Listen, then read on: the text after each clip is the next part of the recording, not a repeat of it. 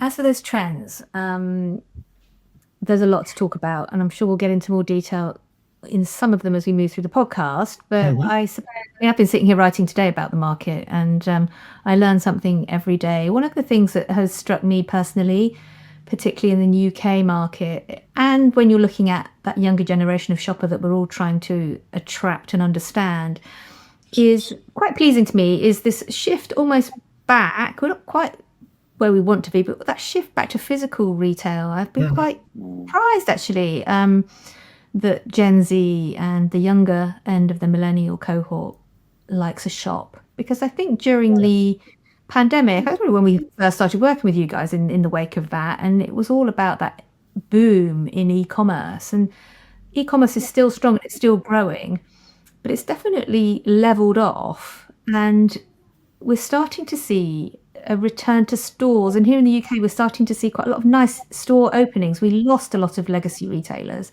They just disappeared from the high street altogether. Some survived as digital-only brands, some just disappeared. But we've started to see some really interesting challenger brands, be they UK brands, be they international brands, particularly in London, coming into London and opening very, very beautiful stores. So that's a trend that I'm quite excited by and interested in. And you've got an observation when we were chatting the other day about something that struck you as well. Yeah, I just think that, you're right. You're absolutely right. I think people now want experience again, don't they? And It yes, is. of course, e-commerce is efficient and it's, get it delivered to your home and all that good stuff. But I think that, there are loads of brands out there now that are creating, cafes within their stores. And it's kind of, the shopping has become secondary. It's like come and have a matcha or come and have a iced Yeah. coffee or whatever it is. And it's really about engaging with the audience. And to be honest, I think you're right. It is about Gen Z and those younger people, but even I love to go in there and see what they're doing. And You're I still just young. think that yeah, yeah. Absolutely. Young at That's heart.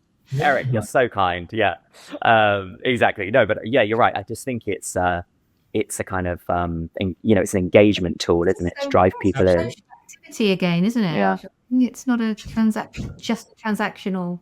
yeah.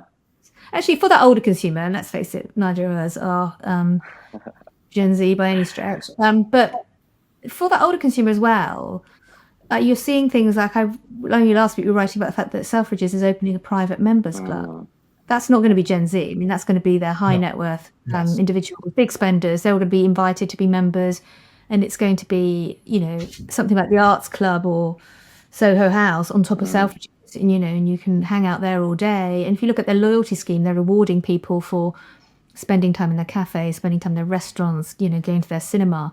There's definitely this move now. And we've been talking about experiential retail for ages, but definitely feels like it's shifted another level in the past 12 months.